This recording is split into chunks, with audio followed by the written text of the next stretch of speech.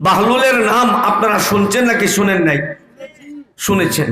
বাদশাহ হারুনুর রশিদের জমানার আল্লাহর এক খাস বান্দা ছিল হযরত বাহলুল রহমতুল্লাহি আলাই, যিনি দুনিয়ার মজজুব ব্যক্তি ছিলেন, সরল সোজা ব্যক্তি ছিলেন, কিন্তু আল্লাহর কাছে অতি প্রিয় ছিলেন।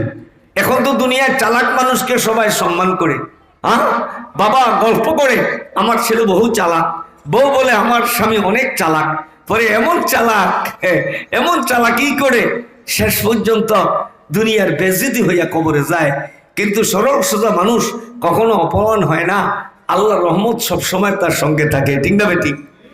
তো হযরত বাহলুল রহমতুল্লাহি আলাই একবার কি করছে, বাদশাহ হারুনুর রশিদ রহমতুল্লাহ আলাইয়ের বাসার সামনে গেছে, কাঁধের মধ্যে বিশাল একটা বোঝা, ডাক দিয়া বলতেছে, এই রাজমহলের ভিতরে কে আছেন? একটু বের হয়ে আসেন। আমি ক্ষুদ্র একজন ব্যবসায়ী, ব্যবসার একটা পণ্য নিয়ে আপনার বাড়ির সামনে দণ্ডায়মান হয়েছি। আমার ব্যবসার পণ্যটা এমন, সময় মতো যদি বিক্রি আমি করতে না পারি, আমার লভ্যাংশ তো যাবে, পুঁজি শুদ্ধ হারিয়ে যাবে। এমনকি আল্লাহর কোন বান্দা আছেন সময় মতো আমার পণ্যটা খরিদ করে অন্তত ক্ষতির থেকে আমার হেফাজত করবেন, নোকসানির থেকে আমার হেফাজত করবেন, এমন আল্লাহর কোন বান্দা আছেন কিনা? যখন বাদশাহ হারুনুর রশিদের কানে আওয়াজটা গেল, কে রে আমার বাড়ির দরজার সামনে এইভাবে ডাকাডাকি করতেছে, এমন কোন পণ্য নিয়ে আমার বাড়ির সামনে হাজির হয়েছে, সময় মতো পণ্যটা বিক্রি করতে না পারলে লোকটাই ক্ষতিগ্রস্তের মধ্যে পড়ে যাবে, নোকসানিতে পড়ে যাবে। পণ্যই বা এমন কি পণ্য, লোকটাই বা কে? রাজার বাড়ির সামনে একজন মানুষ যখন হাহাকার দেয়, হাঁক মারে, রাজার অন্তরে নাড়া বেড়ে গেছে। তিনি গেট খুললেন, সামনে গিয়া দেখে হযরতে বাহলুল রহমতুল্লাহ আলাই কাঁধের মধ্যে একটা কিছু একটা নিয়ে দাঁড়িয়ে আছে। ডাক দিয়ে বলে, বাহলুল, এমন কি পণ্য নিয়ে তুমি হাজির হয়েছো? সময় মতো বিক্রি না করতে পারলে লোকসানের মধ্যে পড়ে যাবা, এমন কি পণ্য নিয়ে হাজির হয়েছ? বাহলুল কয়, বাদশাহ, আমার পণ্যটা একটা বরফের টুকরা, আমি হেঁটে হেঁটে বরফের টুকরা বিক্রি করি। যদি আমার বরফটা সময় মতো বেচতে না পারি, তাহলে মুহূর্তে মুহূর্তে গলিয়া গলিয়া এক সময় পানিতে পরিণত হয়ে যায়, বরফের চাকা থাকে না, তখন বিক্রি করা সম্ভব হয় না। লাভ কর্ম 2 পয়সা দূরের কথা, আমার পুঁজিটাই হারাইয়া যায়। এই জন্য যত তাড়াতাড়ি বিক্রি করতে পারি তত আমি লোকসানি থেকে বাঁচিয়া যাই। বাহলুল এই কথা বলার পর বাদশা বুঝে গেছে, বাহলুল আমার চমক দিয়েছে, আমার হায়াতের বরফটা গলে যাইতেছে। আমি যদি আমার হায়াতটারে কাজে লাগাইতে না পারি, একদিন আজরাইল আসবে, আমার জীবনের ইতিটা নিয়ে নিবে। তখন কিন্তু আমার হায়াত কাজে না লাগাইতে পারলে আল্লাহর সামনে আমি জবাব দিতে পারবো না। আল্লাহ যদি আমাকে প্রশ্ন করে, হায়াতটা তুমি কোন কাজে লাগাইছ, তখন বরফের গলে গেলে যেরকম মূল্য থাকে না, হায়াত যদি নেক কাজে লাগানো না যায়, 70 বছর 80 বছর পাইলে কি হবে? ওই হায়াতেরও কোনো মূল্য থাকে না। আর যদি হায়াতকে নেক কাজে লাগানো যায়, কোন মুসলমান যুবক হোক, পুরুষ হোক, নারী হোক, বৃদ্ধ হোক, যদি হায়াতটারে কাজে লাগাইতে পারে, অল্প হায়াতের জিন্দেগিটাও জান্নাতের কারণ হয়ে যেতে পারে। আওয়াজ দিয়া বলেন ঠিক না বেঠি? নবীর একজন সাহাবী ছিল, বলবনি জোরে একবার বলেন আল্লাহু আকবার। যারা রাস্তায় ঘুরতেছে এরা তো মনে করছে গরমকালের মাহফিল, মনে হয় মানুষ যায় না। আওয়াজ দিয়া বলেন, না রে বাবা, আমি হায়াতের একটা অংশ আল্লাহ আমার এখানে আনছে, আমি আসি নাই, আপনি আসেন নাই, কে আনছে? আর তো জোরে কর না, কে আনছে? দেখছেন আপনারা কত নেয়ামতের মধ্যে আল্লাহ লাগাইছে। হায়াতের এই সময়টা আল্লাহ যদি হাসরে আমাকে প্রশ্ন করে যে তুমি এই অমুক দিন এত 17 তারিখ তুমি এই এশার পরের হায়াতটা কোন কাজে লাগাইছো, তো আমি বলতে পারবো, আল্লাহ তোমার দিনের কথা শুনেছি, তোমার দিনের কথা বলেছি, জান্নাতের বাগানে বসেছি। বলতে পারবো না কি পারবো না? আর যারা দোকানে বই বিড়ি খাইতেছে, মোবাইল চালাইতেছে, ফেসবুক চালাইতেছে, ইউটিউব দেখতেছে, তারা কি জবাব দিবে আল্লাহর কাছে? এই হায়াতের অংশের কি জবাব দিবে? আমি বলবো আমার হায়াত আল্লাহ কবুল করছে, ওরটা আল্লাহ কবুল করে নাই, এই জন্য আমার মতো একজন নাখানদান বাপকে বসাইছে আর বুদ্ধিমান লোকটা রাস্তায় ঘুরতেছে। ঠিক নেই আমার ভাইরা? আমার বন্ধুরা, আমার হায়াত বড় মূল্যবান জিনিস, দামি জিনিস। কাজে লাগাইতে পারলে মানুষের হায়াতের অনেক মূল্য, আর যদি লাগাইতে না পারে, নবীর একজন সাহাবীর কথা বলছিলাম, সুবহানাল্লাহ কোন সাহাবীর বৈশিষ্ট্যটা আগে শুনেন। তিনি মদিনার মধ্যে অনেক লম্বা মানুষ ছিলেন, লম্বা, অনেক লম্বা মানুষ, হয় চিকনা। তিনি কিন্তু স্বাস্থ্যবান ছিলেন, অনেক ভারী মানুষ, ওজনী মানুষ। তার বয়স 30, টকবকে যুবক, অনেক লম্বা, অনেক মোটা। রাসূলের দরবারে হাজির হয়েছে, জোরে কোন আল্লাহু আকবার। হাজির হয়ে বলতেছে, ইয়া রাসূলুল্লাহ সাল্লাল্লাহু আলাইহি সাল্লাম, আমি কলেমা পড়ে মুসলমান হতে চাই। আল্লাহ রাসূল সাল্লাল্লাহু আলাইহি সাল্লাম কলেমা পড়ালেন, মুসলমান হলেন। এইবার লোকটা কান্না করতেছে। নবীজি বলে, তুমি কেন কাঁদো? হুজুর, আমার তো 30 বছর হায়াতের চলে গেছে। তখন আমি কুফরের মধ্যে ছিলাম, আমি মূর্তি পূজা করতাম, পাথরের পূজা করতাম, আগুনের পূজা করতাম। আমার নসিবে কলেমা জুটে নাই, আজকে আপনার কাছে আসলাম। আজকের হায়াতের অংশটা আমি বড় ভালো কাজে লাগাইলাম। আল্লাহ আপনার হাতে হাত রেখে কলেমা পড়ার সুযোগ আমারে দিল। হুজুর, আমি কিয়ামতের ময়দানে আমার পিছনের হায়াতের জবাবটা কি দিব?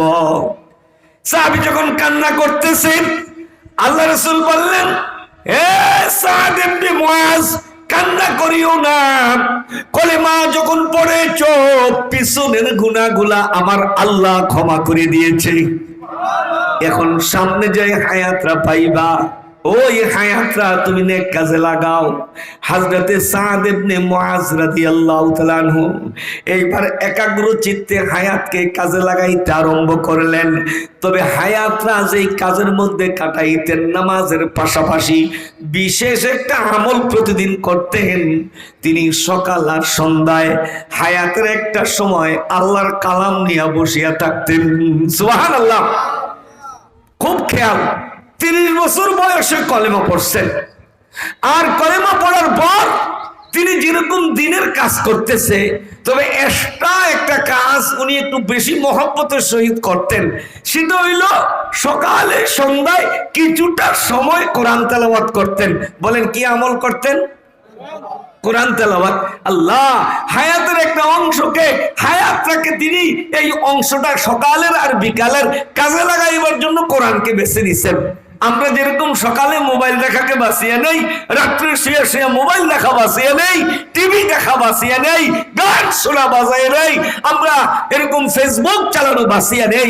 আর নবীর সাহাবী সাদ ইবনে মুআজ রাদিয়াল্লাহু তাআলা আনহু সকালের একটা সময় কোরআনের তেলাওয়াতের নির্ধারণ করেছেন, সন্ধ্যার একটা সময়, রাতের প্রথম অংশটা কোরআন তেলাওয়াতের জন্য নির্ধারিত করে নিয়েছেন। সুবহানাল্লাহ। আজীব ঘটনা কি জানেন? তার বয়স যখন 36 বছর হয়, তখন তার ইন্তেকাল হয়ে যায়। তাহলে হায়াত পাইছে মুসলমান অবস্থায় কয় বছর? মাশাআল্লাহ, কয় বছর? 6 বছর। মাত্র 6 বছর হায়াত পেয়েছে আল্লাহর গোলামি করার জন্য, ইবাদত করার জন্য। অথচ এই 6 বছরের হায়াতকে নেক কাজে লাগাইবার কারণে আল্লাহ রাসূল সাহাবায়ে কেরামদেরকে বলেন, ও আমার সাহাবীরা, শোনো শোনো শোনো, জানোনি আজকে একজন মানুষের, জানোনি আমার একজন সাহাবী আছে যার ইন্তেকাল হওয়াতে আল্লাহর 7টা আসমান কাঁপিয়া উঠেছে। সাহাবায়ে কেরাম বলেন, হুজুর, এমন কোন ব্যক্তি যার ইন্তেকালের কারণে আল্লাহর 7টা আসমান কেঁপে উঠেছে? নবীজি বললেন, শুধু আসমান কেঁপে ওঠে নাই, তার ইন্তেকালের পর তার বাড়িটা, ঘরটা, এলাকাটা আল্লাহর রহমতের ফেরেশতা এসে ঢেকে দিয়েছে। নবীজি বললেন, ও সাহাবীরা, জানো আমার এমন একজন সাহাবী আছে যার জানাজার মধ্যে 70,000 ফেরেশতা অংশগ্রহণ করছে। কয় হাজার? 70,000 ফেরেশতা। সাহাবায়ে কেরাম বলেন, হুজুর এমন কোন সাহাবী যার ইন্তেকালের পর আসমান কেঁপে উঠেছে? এমন কোন সাহাবী যার ইন্তেকালের পর আসমান থেকে ফেরেশতা নেমে এসেছে? এমন কোন সাহাবী যার জানাজার মধ্যে 70,000 ফেরেশতা এসেছে, জানাজা নামাজ আদায় করেছে? আপনারা জানেননি? আল্লাহু আকবার, কোন আল্লাহু আকবার। নবীজি বললেন ওই সাহাবী হলো হযরতে সাদ ইবনে মুআজ। যেই সাদ ইবনে মুআজ 30 বছর বয়সে কালেমা পড়ে মুসলমান হয়েছে, 36 বছর বয়সে তার ইন্তেকাল হয়েছে। অথচ তার ইন্তেকালের সংবাদ যখন রাসূলের কাছে পৌঁছেছে, সাহাবায়ে কেরামদেরকে হুজুর জিজ্ঞেস করে, ও আমার সাহাবীরা, আমার সাদের খবর কি? সাদ না অসুস্থ? একজন সাহাবী বলে, হুজুর সাদের অবস্থা ভালো না, সাহাবের জান যায় আর আসে এই অবস্থায় আছে, সাকরাত অবস্থায় আছে। আল্লাহ রাসূল হুজরাখানা থেকে বের হলেন সাদের বাড়ির দিকে। রাসূলের আদত ছিল আস্তে আস্তে হাঁটতেন, কিন্তু যখন শুনছে সাদ ইবনে মুআজের সাকরাত আরম্ভ হয়ে গিয়েছে, আল্লাহ রসুল এত তড়িৎ এত তাড়াতাড়ি হাঁটা দিলেন। সাহাবায়ে কেরাম বলেন, রসুলের গায়ের চাদরটা বাতাসের বাড়ি খায়া বারবার সরে যায়, এত জোরে জোরে রসুল সাদের বাড়ির দিকে ছুটছে। সাহাবীরা বলে, ইয়া রাসূলুল্লাহ সাল্লাল্লাহু আলাইহি ওয়াসাল্লাম, আপনি তো আস্তে আস্তে হাঁটতে পারেন। কয় না, তোমরা দেখো না আসমান থেকে যেইভাবে ফেরেশতারা নামছে, যদি আমার সাদের ইন্তেকাল হইয়া যায়, আমি যাওয়ার আগে হয়তো ফেরেশতারা গোসল দিয়া ফেলাইবে। এই জন্য রাসূল তড়িৎ চলছে। দেখেন সময়ের কত মূল্য। নবীজি সাদ ইবনে মুআজের ঘরে গেলেন, স্বাভাবিকভাবে ঢুকলেন না, হাত দিয়া কি যেন সরায়া সরায়া তারপর কদম দিয়া তার ঘরের মধ্যে ঢুকলেন। সাদ ইবনে মুআজের মাথার কিনারে বসলেন। ইত্তবরেশ্বরে সাদ ইবনে মুআজের ইন্তেকাল হয়ে গেছে। রাসূল তার মুখের মধ্যে কপালের মধ্যে হাতটা রেখে কয়, আমার সাদ রে, তুমি জানো না তোমার ইন্তেকালে আল্লাহর আসমানটা কেঁপে উঠেছে। আমার সাদ, তোমার ইন্তেকালে আসমান থেকে ফেরেশতারা আসতেছে, এমন এমন ফেরেশতা আসতেছে যেই ফেরেশতারা সৃষ্টির পর কোনদিন জমিনের মধ্যে আসে নাই। সুবহানাল্লাহ। আমার ভাইরা, বাবারা, বন্ধুরা, হযরত সাদ ইবনে মুআজের হায়াতটা কাজে লাগাইছিলেন। নবীজি সাদ ইবনে মুআজকে গোসল করাইছে, নিজের হাতে গোসল করাইছে। সাদের কত মর্তবা, কত দাম। আমার নবীর হাতের গোসল মোবারক পেয়েছে। আল্লাহু আকবার, কত মর্তবা। নবী নিজের হাতে গোসল করাইয়া কাপড়টা পরাইছে। যেই মানুষটা 30 বছর বয়সে কলেমা পড়লো, 36 বছর বয়সে মারা গেল, রাসূল তারে গোসল করায়া জানাজা পড়ায়া সাহাবীদেরকে কয়, আমার সাদ রে কান্দে লও। সাহাবীরা দৌড়ে গেছে লাশটা ধরার জন্য, খাটিয়াটা কান্দে নেওয়ার জন্য। যখন খাটিয়াটা কান্দে দিছে, সাহাবায়ে কেরাম রাসূলকে ডেকে কয়, ইয়া রাসূলুল্লাহ সাল্লাল্লাহু আলাইহি ওয়াসাল্লাম, নবী গো, আপনার সাদ যে এত লম্বা, এত মোটা, আমরা তার লাশটা কান্দে লইছি, কিন্তু আমরা লাশের ওজন পাইব দূরের কথা, আমরা খাটের ওজন পর্যন্ত কান্দের মধ্যে লাগে না। নাকি সাদকে আল্লাহর ফেরেশতারা তুলে নিয়ে গিয়েছে? নবীজি বললেন, না না না, আমার সাদকে আল্লাহর ফেরেশতারা তুলে নেয় নাই রে সাহাবীরা, তোমরা জানো না আমার সাদের লাশটা এত অসংখ্য ফেরেশতারা খাটটারে ধরছে, খাটিয়াটা ধরছে, তোমাদের কান্দের মধ্যে ওজন লাগতেছে না। আল্লাহু আকবার কবীরা, সুবহানাল্লাহি বুকরাতাও ওয়া আসীলা।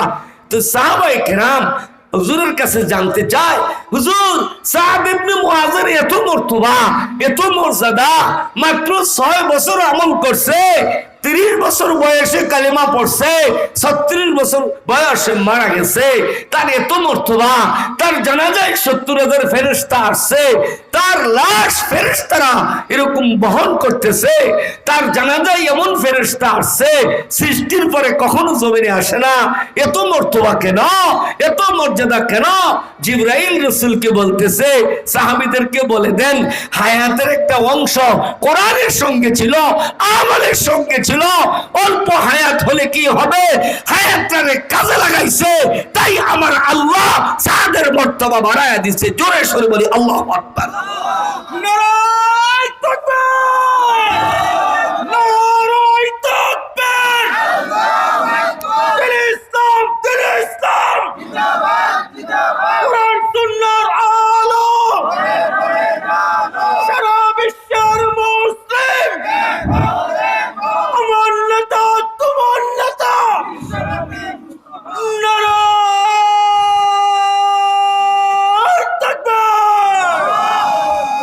আল্লাহু আকবার কবীরা।